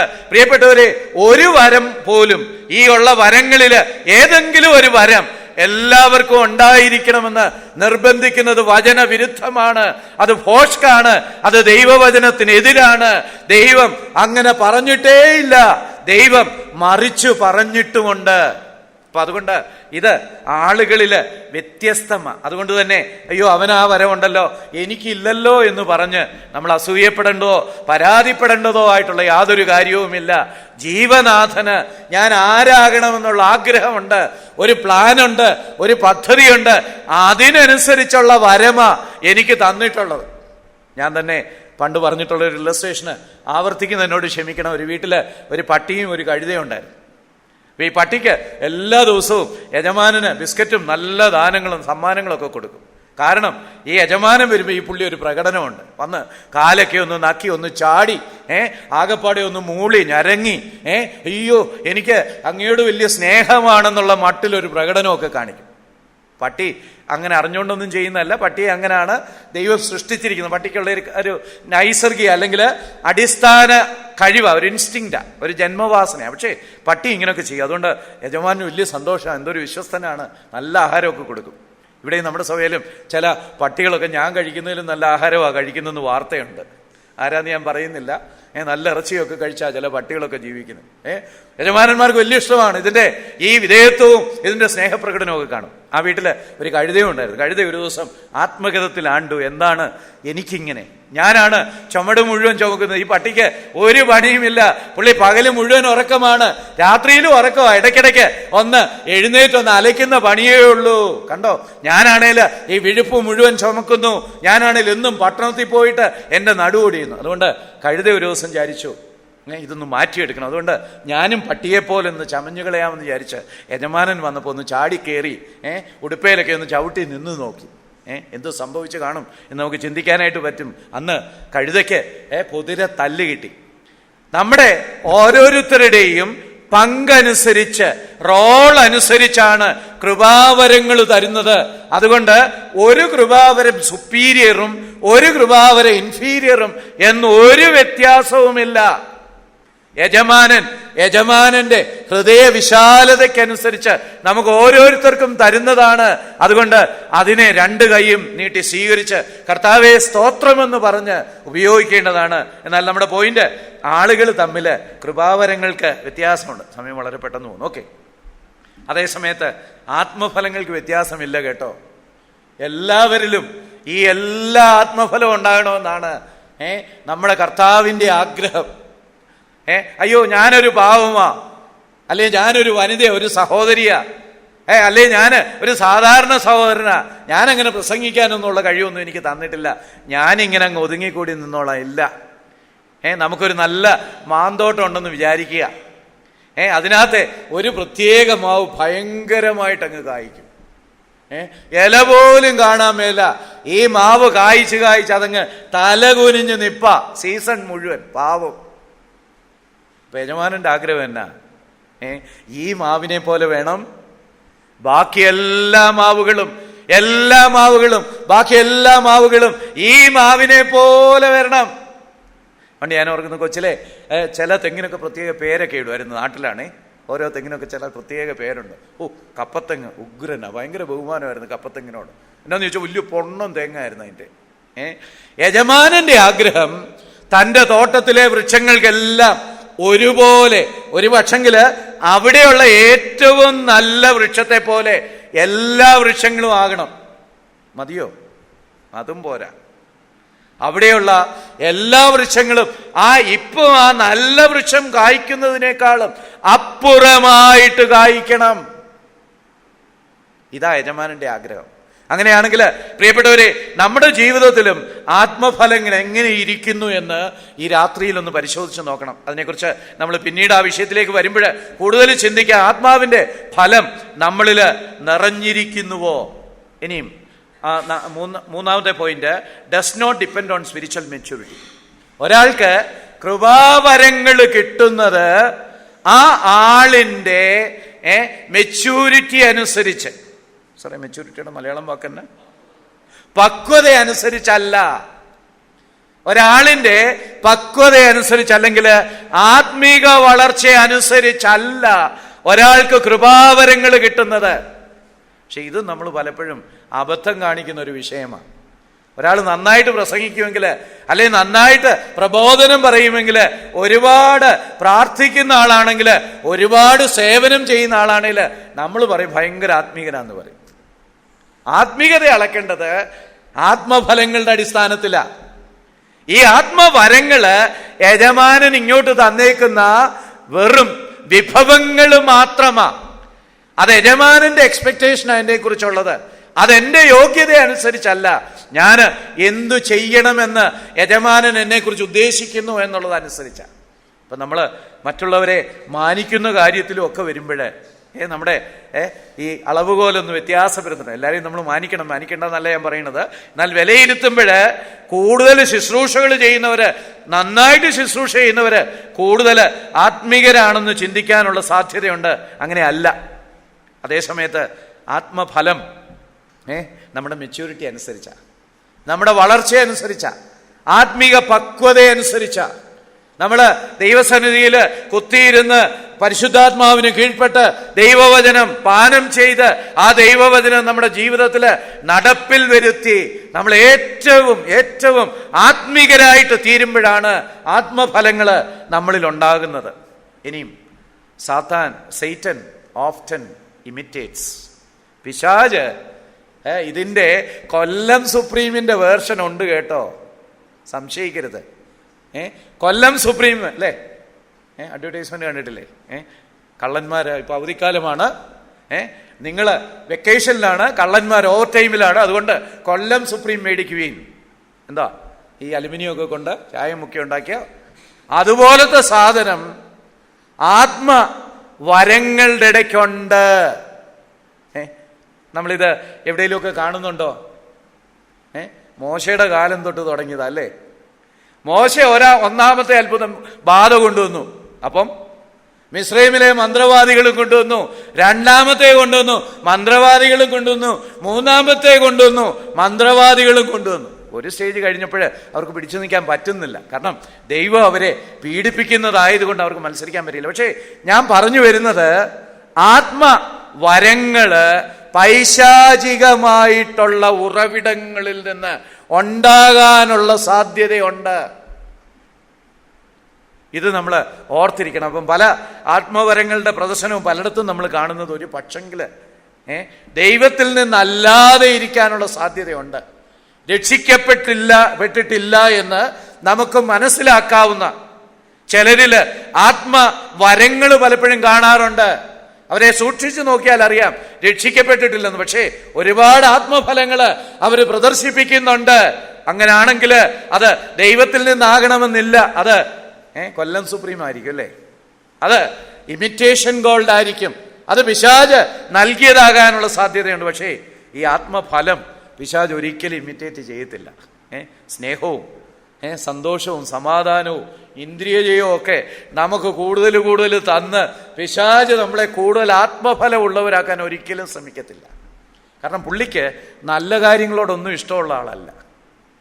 ഒരാൾക്കും നന്മ ചെയ്യുന്ന പരിപാടിയേ ഇല്ല. അപ്പൊ അങ്ങനെയാണെങ്കിൽ ഈ പുള്ളിക്ക് കുറച്ച് കൊല്ലം സുപ്രീം സ്നേഹം കൊടുത്തു കളയാം, അല്ലേ? കൊല്ലം സുപ്രീമിന്റെ ബ്രാൻഡിലുള്ള പരോപകാരം അല്ലെങ്കിൽ ദീർഘക്ഷമ കുറെ കൊടുത്തു കളയാൻ പിശാച് ഒരിക്കലും അതിന് ശ്രമിക്കത്തില്ല. അപ്പൊ ഇതിനകത്ത് ഇമിറ്റേഷൻ ഗോൾഡ് ഇല്ല ആത്മഫലത്തിന്റെ കാര്യത്തില്. പിന്നെ ആത്മവരങ്ങള് നിന്നുപോകുന്നതാണ്. നമുക്ക് 1 കൊരിന്ത്യർ 13-ാം അധ്യായത്തിന്റെ 8-ാം വാക്യത്തില് നമുക്കത് കാണാനായിട്ട് സാധിക്കുന്നുണ്ട്. ആത്മവരങ്ങള് നിന്നുപോകുന്നതിനെ കുറിച്ചുള്ള റെഫറൻസ് നമ്മൾ 13:8 വായിക്കുന്നുണ്ട്. നമുക്കൊന്ന് വായിക്കാം. സ്നേഹം ഒരു നാളും മുതിർന്നു പോകുകയില്ല. സ്നേഹം എന്ന് പറയുന്നത് എന്താ? ആത്മഫലമാണ് അല്ലെ? സ്നേഹം ഒരു നാൾ ഉതിർന്നു പോകുകയില്ല. പ്രവചനവരമോ അത് നീങ്ങിപ്പോകും, ഭാഷാവരമോ അത് നിന്നുപോകും, ജ്ഞാനമോ അത് നീങ്ങിപ്പോകും. അംശമായി മാത്രം നാം അറിയുന്നു, അംശമായി മാത്രം പ്രവചിക്കുന്നു. പൂർണ്ണമായത് വരുമ്പോഴോ അംശമായത് നീങ്ങിപ്പോകും. കൃപാവരങ്ങള് നീങ്ങിപ്പോകുന്നതാണ്. സ്വർഗത്തിൽ ചെന്ന് കഴിഞ്ഞാൽ ഈ കൃപാവരങ്ങളെ കൊണ്ട് നമുക്ക് ആവശ്യം വരത്തില്ല. കൃപാവരങ്ങള് നീങ്ങിപ്പോകുന്നതാണ്. സ്വർഗത്തിൽ ആകെ ഒറ്റ ശുശ്രൂഷയുള്ളൂ. അവിടെ 24 മണിക്കൂർ ആരാധനയാ, വേറെ പരിപാടികളൊന്നുമില്ല. അപ്പൊ അതുകൊണ്ട് സ്വർഗത്തിൽ ചെല്ലുമ്പോൾ ഈ കൃപാവരങ്ങളുടെ ആവശ്യമില്ല. സ്നേഹമൊക്കെ പലപ്പോഴും സ്നേഹം ഉതിർന്നു പോകത്തില്ല. അതേ സമയത്ത് കൃപാവരങ്ങൾ ഉതിർന്നു പോകും. ഇവിടെ നമ്മൾ വായിക്കുന്നത്, ഈ 13-ൽ വായിക്കുന്നത് അന്യഭാഷയെയും പ്രവചനത്തെയും കുറിച്ചാണ്. ഇതെപ്പം നിന്നു പോകുമെന്നാ പറയുന്നത്. ഇവിടെ പറയുന്നത് അറിവിനെ കുറിച്ചാ വിഷയം. എങ്ങനെ അറിയാം? 9-ാം വാക്യത്തില് അംശമായി മാത്രം നാം അറിയുന്നു. ഈ നിന്നുപോകല് അറിവുമായി ബന്ധപ്പെട്ടതാണ്, വെളിപ്പാടുമായി ബന്ധപ്പെട്ടതാണ്, അല്ലെങ്കിൽ നമ്മൾ മനസ്സിലാക്കുന്ന കാര്യങ്ങളുമായി ബന്ധപ്പെട്ടതാണ്. അങ്ങനെയാണെങ്കിൽ അത് ദൈവവചനത്തെക്കുറിച്ച് മാത്രമേ ആകാൻ പറ്റത്തുള്ളൂ. അത് യേശുക്രിസ്തുവിന്റെ 2-ാം വരവ് ആകാനായിട്ട് പറ്റത്തില്ല. അത് വേറൊന്നുമാകാൻ പറ്റത്തില്ല. അത് വേദപുസ്തകത്തിന്റെ പൂർത്തീകരണം. 1-ാം നൂറ്റാണ്ടില് ബൈബിള് പൂർത്തീകരിക്കപ്പെട്ടു. ഒരു പക്ഷെങ്കില് AD 35 ബൈബിള് പൂർത്തീകരിക്കപ്പെട്ടു എന്ന് നമുക്ക് ചിന്തിക്കാനായിട്ട് സാധിക്കും. അങ്ങനെയാണെങ്കിൽ AD 95 ഈ കൃപാവരങ്ങള് നിന്നുപോയിരിക്കണം. കാരണം അറിവിന്റെ പൂർത്തീകരണം, പൂർണ്ണമായ അറിവ്, അല്ലെങ്കിൽ നാം അറിയേണ്ടത് പൂർണ്ണമായി ലഭിച്ച സമയം അപ്പോഴാണ്. അതുകൊണ്ട് തന്നെയാ സഭാകാലയളവിൽ പിന്നീട് ഇതിനെക്കുറിച്ച് നമ്മൾ വായിക്കുന്നേയില്ല. ക്രിസോസ്റ്റം എന്ന് പറയുന്ന സഭാപിതാവ് തന്നെ എഴുതിയിട്ടുണ്ട്, ഇങ്ങനൊരു കാര്യം പണ്ടുണ്ടായിരുന്നെന്ന് കേൾക്കുന്നു, പക്ഷെ ഇപ്പം അങ്ങനൊരു സാധനം ഇല്ല എന്ന് അദ്ദേഹം എഴുതിയിട്ടുണ്ട് അന്യഭാഷയെക്കുറിച്ച്. AD 2-ാം നൂറ്റാണ്ടിൽ ജീവിച്ചിരുന്ന ക്രിസോസ്റ്റം പറയുക, പണ്ട് ഇങ്ങനെ ഒരെണ്ണം ഉണ്ടെന്ന് കേട്ടിട്ടുണ്ട്, പക്ഷേ ഇപ്പം ഇങ്ങനെ ഒരെണ്ണം കേൾക്കുന്നില്ല. എല്ലാവരും ഭയങ്കര ഗൗരവമായിട്ട്. ഒരു കഥയും കൂടെ പറഞ്ഞാലോ, പണ്ട് ഒരാളൊരു ശവക്കോട്ടയുടെ അടുത്തൂടെ പോകുമായിരുന്നു. പേടിച്ചാ പോകുന്നത്. ശവക്കോട്ടയാണെങ്കിൽ ഭൂതങ്ങളൊക്കെ കാണാൻ സാധ്യതയുണ്ടെന്നുള്ള പേടിയിലാണ് പോണേ. പെട്ടെന്ന് മഴയും കൂടെ പെയ്തു. എന്നോ പറയാനാ, ഇരുട്ട്, രാത്രി, മഴ. പേടിക്കാൻ ഇനി ഇതുവല്ലതും വേണം. അങ്ങനെ ഇരിക്കുമ്പോൾ ഒരാൾ വന്ന് കൊടയിൽ കയറി ഇവരെ അങ്ങോട്ട് മുന്നോട്ട് പോയപ്പോൾ ഈ യാത്ര ചെയ്ത യാത്രികൻ ഇയാൾ ചോദിച്ചു, ഇപ്പോഴിവിടെ പ്രേതങ്ങളൊക്കെ ഉണ്ടോ എന്ന് ചോദിച്ചു. ഈ ശവക്കോട്ടയുടെ അടുത്ത് ഇപ്പോഴും പ്രേതങ്ങളൊക്കെ ഉണ്ടോ എന്ന് ചോദിച്ചു. അപ്പം കൊടയിൽ കയറി നിന്ന ആൾ പറഞ്ഞു, ഇല്ല, ഇപ്പോഴത്തെ കാര്യമൊന്നും അറിയത്തില്ല, ഞാനൊരു 10 വർഷം മുമ്പേ ചത്തുപോയതാന്ന് പറഞ്ഞു. ഞാനൊരു 10 വർഷം മുമ്പേ ചത്തുപോയതാ, ഇപ്പോഴത്തെ കാര്യമൊന്നും എനിക്കറിയത്തില്ല. ക്രിസോസ്റ്റം അതാ പറയുന്നേ, പണ്ടൊക്കെ ഉണ്ടായിരുന്നെന്ന് കേട്ടിട്ടുണ്ട്, പക്ഷേ ഇപ്പൊ ഇതുള്ളതായിട്ട് എനിക്കറിയത്തില്ല, എങ്ങും കാണുന്നില്ല. പ്രിയപ്പെട്ടവരെ, ദൈവവചനം അറിവിന്റെ ഭണ്ഡാരം, നമ്മൾ അറിയാനുള്ളത് 100% തന്നു കഴിയുന്നത് വരെയാണ് അന്യഭാഷയുടെയും പ്രവചനത്തിൻ്റെയും ജ്ഞാനത്തിൻ്റെയും കാലഘട്ടം. ജ്ഞാനം എന്ന് പറഞ്ഞാൽ മറ്റുള്ളവരുടെ ഹൃദയത്തിലെ കാര്യങ്ങൾ മനസ്സിലാക്കാനുള്ള കഴിവാണ്, അല്ലാതെ ബൈബിള് വായിച്ച് ബൈബിളിലെ ജ്ഞാനം നേടുന്നതിനെ കുറിച്ചല്ല. അപ്പം അങ്ങനെയാണെങ്കിൽ അന്യഭാഷയെക്കുറിച്ചും പ്രവചനത്തെക്കുറിച്ചും ഒക്കെ നമ്മൾ അത് നിന്നുപോകുമെന്ന് വായിക്കുന്നു. വചനം പൂർത്തീകരിക്കുമ്പോൾ അത് നിന്നു പോകേണ്ടതാണ്. മാത്രമല്ല, അവിടെ ഇതിനെക്കുറിച്ച് ഉപയോഗിച്ചിരിക്കുന്ന ഗ്രാമർ നോക്കിയാലും അത് എന്ന് പറഞ്ഞേക്കുന്നത് ന്യൂട്ടറാണ്, അല്ലെങ്കിൽ അത് നപുംസകലിംഗമാണ്. അതിന് യേശുക്രിസ്തുവിന്റെ വരവോ ഇങ്ങനെയുള്ള കാര്യത്തെക്കുറിച്ച് അതിനെ സൂചിപ്പിക്കാൻ പറ്റത്തില്ല. അത് വചനമാകാനേ ഗ്രീക്ക് ഗ്രാമർ അനുസരിച്ച് സാധിക്കത്തുള്ളൂ. മാത്രമല്ല, നമ്മൾ 13-ാം വാക്യത്തിൽ വരുമ്പോൾ, ആകയാൽ വിശ്വാസം, പ്രത്യാശ, സ്നേഹം, ഈ 3ഉം നിലനിൽക്കുന്നു, ഇവയിൽ വലിയതോ സ്നേഹം തന്നെ. 3 കാര്യങ്ങള് നിലനിൽക്കുന്ന കാര്യങ്ങളെ കുറിച്ച് പറയുന്നുണ്ട്. ഈ വാക്യത്തെ തുടർന്ന് ഇങ്ങനെ പറഞ്ഞു വരുമ്പോൾ പറയുക, 3 കാര്യങ്ങൾ നിലനിൽക്കും. എല്ലാവരും ഭയങ്കര സീരിയസ് ആയിട്ടാണല്ലോ ഇരിക്കുന്നത്. എന്താ 3 കാര്യങ്ങൾ നിൽക്കുന്നേ? വിശ്വാസം, പ്രത്യാശ, സ്നേഹം. പക്ഷെ ഈ 3 കാര്യങ്ങളും നിത്യത വരെ ഉണ്ടോ? വിശ്വാസം ഉണ്ടോ നിത്യത വരെ? കാണാത്ത കാര്യങ്ങളെക്കുറിച്ചുള്ള ഉറപ്പല്ലേ വിശ്വാസം? യേശുക്രിസ്തുവിനെ കണ്ടാൽ പിന്നെ എന്ത് വിശ്വാസമാണ്? അങ്ങ് വീണ് കാലെ പിടിച്ച് കെട്ടിപ്പിടിച്ച് ഉമ്മ വയ്ക്കുക, അതിനപ്പുറം വേറെ പരിപാടിയൊന്നുമില്ല. അവിടെ വിശ്വാസത്തിന്റെ കാര്യമില്ല. നമുക്ക് വേണ്ടി ക്രൂശില് നമുക്ക് പകരമായിട്ട് മരിച്ച് നമുക്ക് പാപമോചനം നേടിത്തന്ന നമ്മുടെ കർത്താവിനെ മുഖാമുഖം കണ്ടു കഴിഞ്ഞാൽ പിന്നെ അവിടെ വിശ്വാസത്തിന്റെ ആവശ്യമില്ല. പ്രത്യാശയോ? കാണാത്ത കാര്യങ്ങളെക്കുറിച്ചുള്ള ഉറപ്പാ. കണ്ടു കഴിഞ്ഞാൽ പിന്നെ അല്ലേ, ഈ കർത്താവിനെ കണ്ടു കഴിഞ്ഞാൽ പിന്നെ ഓണമാ. എക്സൈറ്റഡ് ആയിട്ട് തുള്ളിച്ചാടി കർത്താവിനെ ആരാധിക്കുക തന്നെ. അവിടെ പിന്നെ വിശ്വാസത്തിനും പ്രത്യാശയ്ക്കും യാതൊരു സാങ്കത്യവുമില്ല. ഇപ്പൊ ഈ നിലനിൽക്കുമെന്ന് പറഞ്ഞ സാധനങ്ങള് എന്നുവരെയുള്ള കാര്യങ്ങളാ? കർത്താവിന്റെ വരവ് വരെയുള്ളതാ അല്ലേ? പ്രത്യേകിച്ച് ഈ നിലനിൽക്കുമെന്ന് പറഞ്ഞാൽ 3 എണ്ണത്തിൽ സ്നേഹം മാത്രം നിൽക്കും. പിന്നെ നമ്മൾ കർത്താവിനെ സ്നേഹിച്ചുകൊണ്ടിരിക്കും. അന്ന് ആ സ്നേഹത്തിന് സമ്പൂർണത വരും. നമ്മളങ്ങ് ഭയങ്കരമായിട്ട് സ്നേഹിക്കും. അപ്പൊ ഈ സ്നേഹത്തെക്കുറിച്ച് അത് മാത്രം നിലനിൽക്കും. വിശ്വാസം പ്രത്യാശയും നിന്നുപോകും. ഈ വിശ്വാസം പ്രത്യാശ എന്താ ഇവിടെ വിളിച്ചേക്കുന്നേ? നിലനിൽക്കുന്ന കാര്യമാണെന്നാ പറഞ്ഞേക്കുന്നത്. പക്ഷേ നിലനിൽക്കുന്ന കാര്യം യേശുക്രിസ്തുവിന്റെ വരവോടുകൂടെ നിന്നു പോകുന്നതാണ്. അങ്ങനെയാണ് നിന്നു പോകുന്ന കാര്യം എന്നാ നിൽക്കുന്നേ. ഇത്രയ്ക്കത്ര പിന്നെ അത്രയ്ക്കെത്ര എന്ന് ചോദിക്കുന്ന പോലെ അല്ലേ? ഇത്രയ്ക്കത്ര പിന്നെ അത്രയ്ക്കെത്ര. നിലനിൽക്കുമെന്ന് പറയുന്ന കാര്യം യേശുക്രിസ്തുവിന്റെ വരവോടുകൂടെ നിന്നു പോകും. അങ്ങനെയാണ് നിന്നുപോകുന്ന പറയുന്ന കാര്യം എന്നാ നിന്നു പോകുന്നേ? ഒരുമിച്ചാണോ? ഒരുമിച്ചായിരുന്നെങ്കിൽ അതിനെയും നിലനിൽക്കുന്നതെന്ന് വിളിക്കേണ്ടിയിരുന്നു.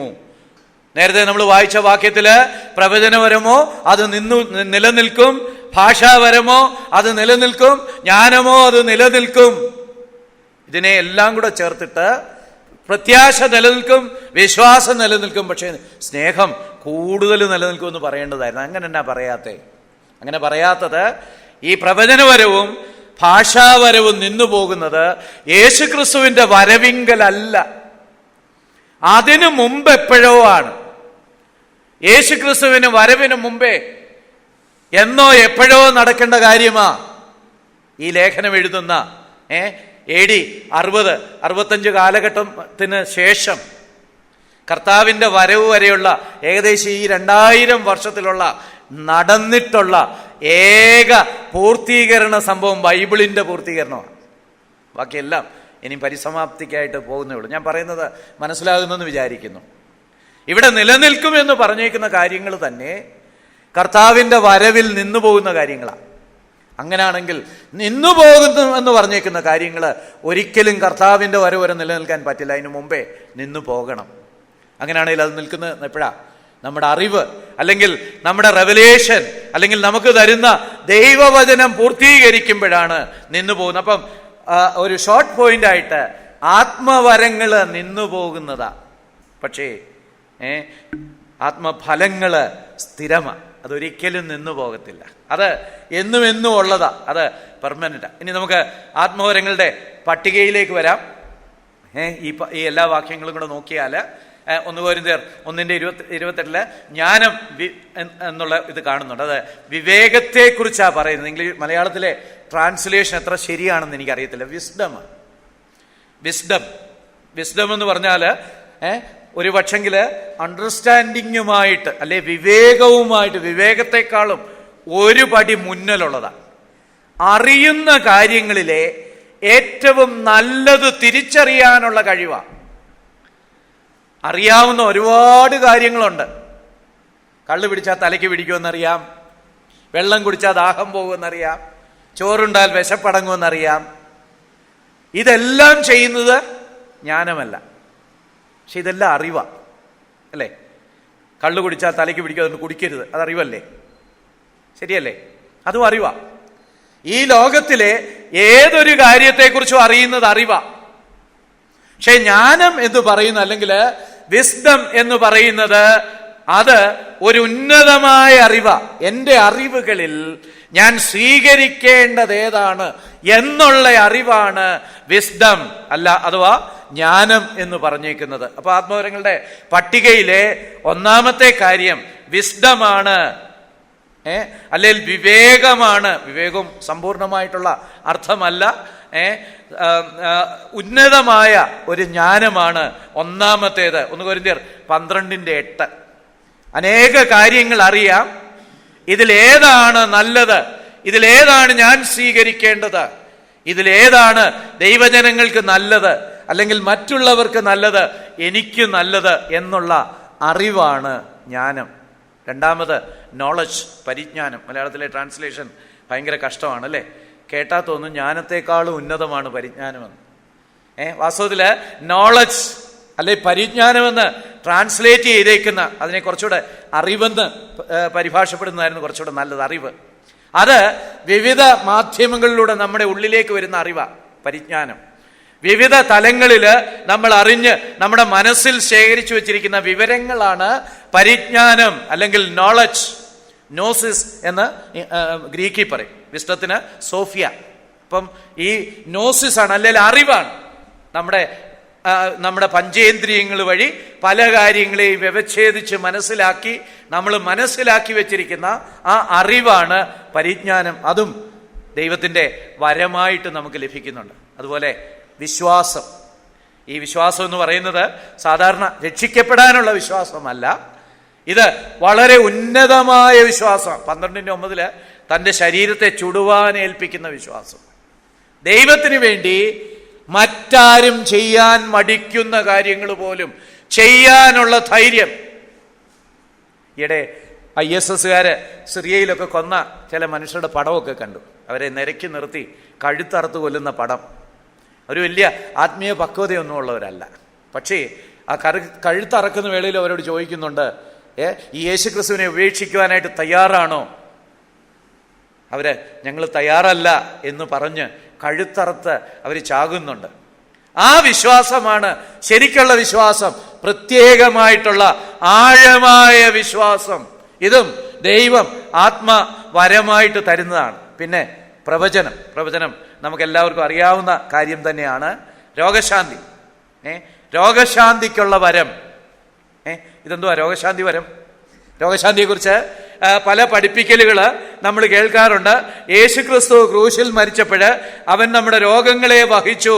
അതുകൊണ്ട് ഇന്ന് യേശുക്രിസ്തുവിലൂടെ നമുക്ക് രോഗശാന്തി ഉണ്ട്, ഒരു വരമായിട്ട് നമുക്ക് രോഗശാന്തി ലഭിക്കും എന്ന് വിശ്വസിക്കുകയും പഠിപ്പിക്കുകയും ചെയ്യുന്ന അനേകരുണ്ട്. എന്നാൽ ഇന്ന് അങ്ങനെ രോഗശാന്തി ഇല്ല. ആ വരം നിന്നുപോയ വരങ്ങളുടെ കൂട്ടത്തിലാണ് എന്ന് നമ്മൾ പഠിച്ചാലായിട്ട് നമുക്കത് മനസ്സിലാക്കാനായിട്ട് സാധിക്കും. ഈ രോഗശാന്തി വരം എന്നേ നിന്നുപോയി. 53-ാം സങ്കീർത്തനത്തിലാണ് അവൻ നമ്മുടെ രോഗങ്ങളെ വഹിച്ചു എന്ന് നമ്മൾ വായിക്കുന്നത്. എന്നാൽ ഈ 53-ാം സങ്കീർത്തനം ഉദ്ധരിച്ച് നമ്മൾ പിന്നീട് നമ്മൾ ആ ഭാഗത്തേക്ക് വരും. മത്തായിയുടെ സുവിശേഷത്തിലേക്ക് വരുമ്പോൾ യേശുക്രിസ്തു അവരോട് പറയുന്നുണ്ട്, ഈ വചനത്തിന് ഈ നാഴികയിൽ നിവർത്തി വന്നു.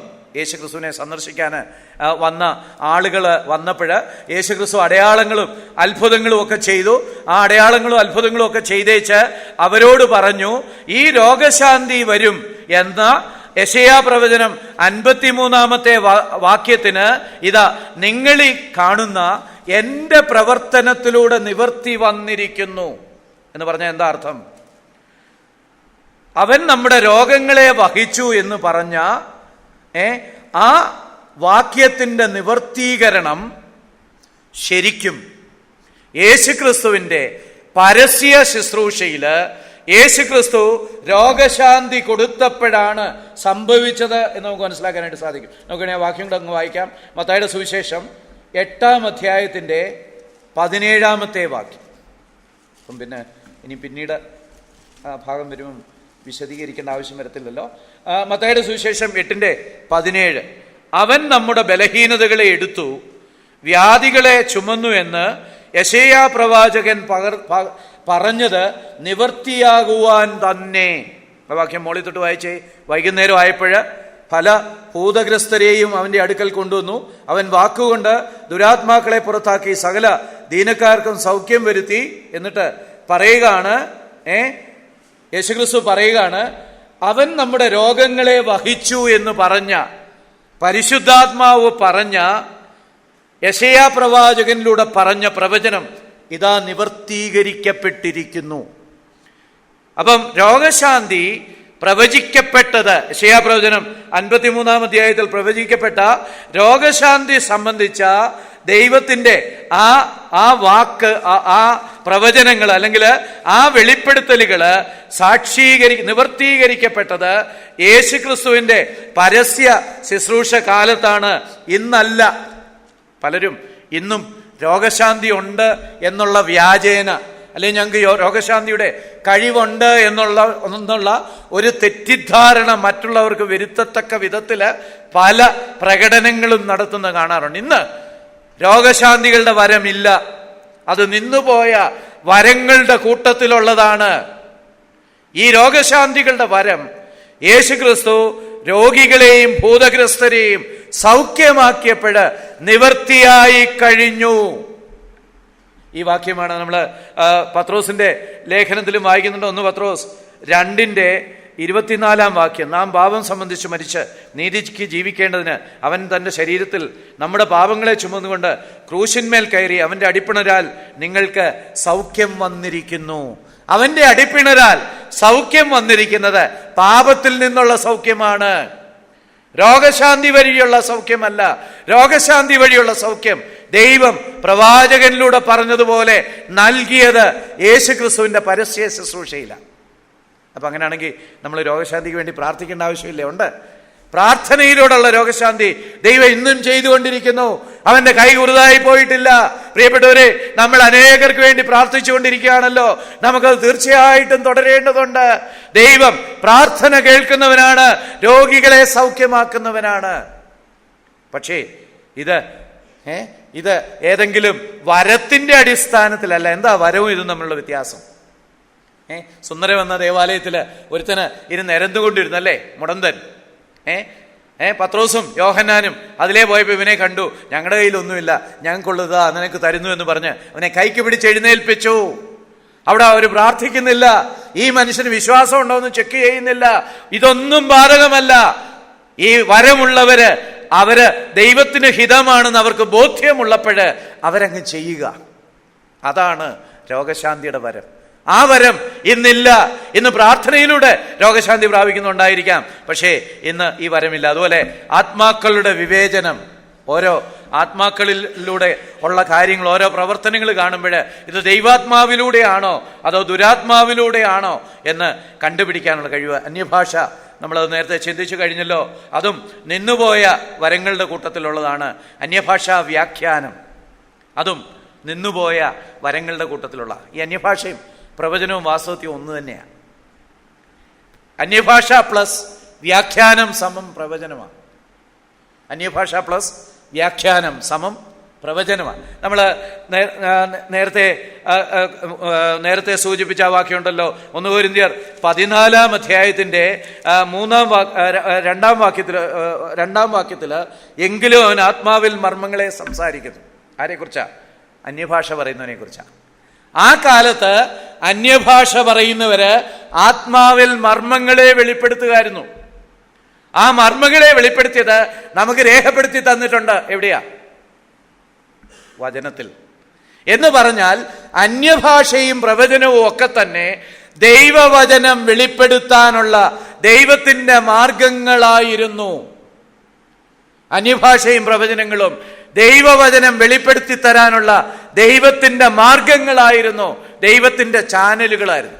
ഒരാള് അന്യഭാഷയിൽ വലിയ കാര്യങ്ങൾ പറയുമ്പോൾ വേറൊരാളത് വ്യാഖ്യാനപരം വഴി അത് ഇന്റർപ്രറ്റ് ചെയ്യുമ്പോൾ, അല്ലെ വ്യാഖ്യാനിക്കുമ്പോൾ ഈ അന്യഭാഷക്കാരൻ പറഞ്ഞ വലിയ മർമ്മങ്ങള്, അതുവരെ വെളിപ്പെട്ടിട്ടില്ലാത്ത സത്യങ്ങള് മറ്റുള്ളവർക്ക് അന്നേരം വെളിപ്പെടുമായിരുന്നു. അത് പിന്നീട് ക്രോഡീകരിച്ച് ആവശ്യമുള്ളത് അതിൽ നിന്ന് തന്നെ എല്ലാ കാര്യങ്ങളും വെളിപ്പെടുത്തപ്പെട്ട കാര്യങ്ങൾ നമുക്ക് തന്നിട്ടുണ്ടാകണമെന്നില്ല. പരിശുദ്ധാത്മാവ് ഭാവി കാലത്തേക്ക് അതിലേതൊക്കെ ചേർക്കണമെന്നുള്ളത് തീരുമാനിച്ച് ചേർത്തെഴുതി തന്നതാണ് ഈ ദൈവവചനം. ഇനിയും ഇന്നും അന്യഭാഷ ഉണ്ടെന്ന് പറഞ്ഞാൽ എന്താ കുഴപ്പം? ഒരു ഓപ്ഷണൽ എക്സ്ട്രാ. ദോശയും ഇഡലിയും കൂടെ കഴിക്കുമ്പോഴേ കൂട്ടത്തിലൊരു വടയുണ്ടെങ്കിൽ നല്ലതല്ലേ? ഭയങ്കര ഭക്തിയായിട്ട് ജീവിക്കുക. അപ്പം കൂട്ടത്തില് ഇങ്ങനെ ഒരു അഡീഷണൽ വരം കൂടെ ഉണ്ട്, എന്നാ കുഴപ്പം? ഒന്നാമത് അത് വചനവിരുദ്ധമാണ്. രണ്ടാമത് ഇന്ന് അന്യഭാഷ ഉണ്ടെങ്കിൽ എന്നും മർമ്മങ്ങൾ വെളിപ്പെടണം. എന്നും മർമ്മങ്ങൾ വെളിപ്പെടുത്തപ്പെടുന്നു എന്ന് ഒരാൾ പറഞ്ഞ അതിന്റെ അർത്ഥം ഈ വേദപുസ്തകം പൂർത്തീകരിക്കപ്പെട്ടിട്ടില്ല എന്നാണ്. ദൈവം എന്നും മർമ്മങ്ങളെ വെളിപ്പെടുത്തുന്നുവെങ്കിൽ ഈ വേദപുസ്തകം പൂർത്തീകരിച്ചില്ലെന്നാ പറയുന്നത്. വേദപുസ്തകത്തിന്റെ ആധികാരികതയെ ചോദ്യം ചെയ്യുന്നതിന് തുല്യമാണ് ഇന്നും അന്യഭാഷയും പ്രവചനങ്ങളും ഉണ്ടെന്ന് പറയുന്നത്. ഏറ്റവും ലഘുവായ വാക്കുകളിൽ പറഞ്ഞാൽ അത് വചനവിരുദ്ധമാണ്, അത് ഹെരസിയാണ്, അത് ദുരുപദേശമാണ്. ഇന്ന് അന്യഭാഷയും പ്രവചനങ്ങളും ഇതുപോലെയുള്ള അഭൗമികമായിട്ടുള്ള സൂപ്പർ നാച്ചുറൽ ആയിട്ടുള്ള ഗിഫ്റ്റുകള് നിന്നുപോയി കഴിഞ്ഞിരിക്കുന്നു. അത് ദൈവവചനം വെളിപ്പെടുത്തുവാൻ, ആത്മാവിൽ മർമ്മങ്ങളെ വെളിപ്പെടുത്തി വചനം പൂർത്തീകരിച്ച് തരാനായിട്ട് ദൈവം അന്ന് ഉപയോഗിച്ച ദൈവത്തിന്റെ ചാനലുകളായിരുന്നു. നമ്മുടെ സമയം ഇവിടെ അവസാനിക്കുകയാണല്ലോ. ഞാൻ ബാക്കി അടുത്ത ദിവസം തുടരാം. ദൈവം നമ്മളെ സഹായിക്കട്ടെ. പ്രിയപ്പെട്ടവരെ, ദൈവം നമ്മളെ എല്ലാവരെയും അനേക കൃപാവരങ്ങൾ ഏൽപ്പിച്ചിട്ടുണ്ട്. നമുക്ക് അനേക ചുമതലകളും നൽകിയിട്ടുണ്ട്. എനിക്ക് സഭയിൽ ഒരു ചുമതലയും ഇല്ല എന്ന് ഞാൻ ചിന്തിക്കുന്നുവെങ്കിൽ ഞാൻ പാപത്തിലാണ് ജീവിക്കുന്നത്. എനിക്കൊരു ചുമതലയും ഞാൻ നിർവഹിക്കുന്നില്ലെങ്കിൽ ഞാൻ പാപത്തിലാണ് ജീവിക്കുന്നത്. എനിക്കൊരു കൃപാവരവും ഇല്ല എന്നാണ് എൻ്റെ ചിന്തയെങ്കിൽ ഞാൻ പാപത്തിലാണ് ജീവിക്കുന്നത്. ഇനി കൃപാവരം ഉണ്ടെന്നറിഞ്ഞിട്ടും അത് ഉപയോഗിക്കാതിരിക്കുന്നു എങ്കിൽ ഞാൻ പാപത്തിലാണ് ജീവിക്കുന്നത്. നമ്മൾ സദൃശ്യവാക്യത്തിൽ ഒരു വാക്യം വായിക്കുന്നുണ്ട്, ക്ഷാമകാലത്ത് ധാന്യം പൂഴ്ത്തി വെക്കുന്നവനെ ജനം ശപിക്കും. ദൈവം അന്യോന്യം ശുശ്രൂഷിക്കാനായിട്ട് എന്നെയും നിങ്ങളെ ഓരോരുത്തരെയും ഒന്നോ അതിലധികമോ കൃപാവരങ്ങൾ ഏൽപ്പിച്ചിട്ടുണ്ടെങ്കിൽ അത് പൂഴ്ത്തിവെച്ച് ഉറുമാലിൽ കെട്ടി മണ്ണിൽ കുഴിച്ചിട്ട് ജീവിക്കുന്നവനാണ് ഞാനും നിങ്ങളുമെങ്കിൽ, yes, I am disobeying God. ഇപ്പൊ ഈ രാത്രിയിൽ നമ്മൾ കിടക്കുമ്പോൾ നമ്മുടെ ചിന്ത ഇതായിരിക്കട്ടെ: കർത്താവ് എന്നെ എന്ത് ചുമതലയാണ് ഏൽപ്പിച്ചിട്ടുള്ളത്? എന്നെ എന്ത് കൃപാവരമാണ് കർത്താവ് ഏൽപ്പിച്ചിട്ടുള്ളത്? എൻ്റെ ചുമതല ഞാൻ തിരിച്ചറിഞ്ഞിട്ടുണ്ടോ? എൻ്റെ കൃപാവരം ഞാൻ തിരിച്ചറിഞ്ഞിട്ടുണ്ടോ? കൃപാവരം തിരിച്ചറിഞ്ഞിട്ടും കൃപാവരം ഉപയോഗിക്കാതെ ക്ഷാമകാലത്ത് ധാന്യം പൂഴ്ത്തിവെക്കുന്നവനെ പോലെ, ഹോർഡിങ് നടത്തുന്നവനെ പോലെ, മറ്റുള്ളവർക്ക് ആവശ്യമായിരിക്കുമ്പോൾ എന്നെ ദൈവം ഏൽപ്പിച്ച കൃപാവരങ്ങൾ ഉപയോഗിക്കാതെ പൂഴ്ത്തിവയ്പ് നടത്തുന്നവളാണ് ഞാനെങ്കിൽ ഐ ആം ഡിസൊബേയിങ് ഗോഡ്. ഞാൻ ദൈവത്തിന്റെ ഇഷ്ടത്തിനെതിരെ പ്രവർത്തിക്കുന്നവളാണ്. നമുക്ക് നമ്മളെ തന്നെ പരിശോധിക്കാം. മാത്രമല്ല, നമുക്ക് ദൈവത്തോട് പ്രാർത്ഥിക്കാം: കർത്താവേ, നീ എന്നെക്കുറിച്ച് ഉദ്ദേശിക്കുന്ന കാര്യങ്ങൾ എൻ്റെ ഈ ഭൂജീവിതകാലത്ത് നിവർത്തീകരിക്കാൻ എന്നെ സഹായിക്കണമേ. എനിക്ക് നീ തന്നിട്ടുള്ള കൃപാവരങ്ങൾ സമ്പൂർണമായിട്ട് ഉപയോഗിച്ച് വിശ്വസ്തദാസരേ എന്നുള്ള വിളി കേട്ട് ദൈവസന്നിധിയിൽ സായുജ്യമടയാൻ, സംതൃപ്തി അടയാൻ കർത്താവേ എന്നെ സഹായിക്കണമേ. നീ എന്നെ ഏൽപ്പിച്ച ഉത്തരവാദിത്തങ്ങളും എനിക്ക് നീ തന്ന കൃപാവരങ്ങളും സമ്പൂർണമായിട്ട് ഉപയോഗിക്കുവാനുള്ള കൃപ, ജ്ഞാനം, താഴ്മ, അനുസരണം നീ എനിക്ക് തരണമേ എന്ന് നമുക്ക് ദൈവത്തോട് പ്രാർത്ഥിക്കാം. അവൻ്റെ നാമം മഹത്വപ്പെടുമാറാകട്ടെ.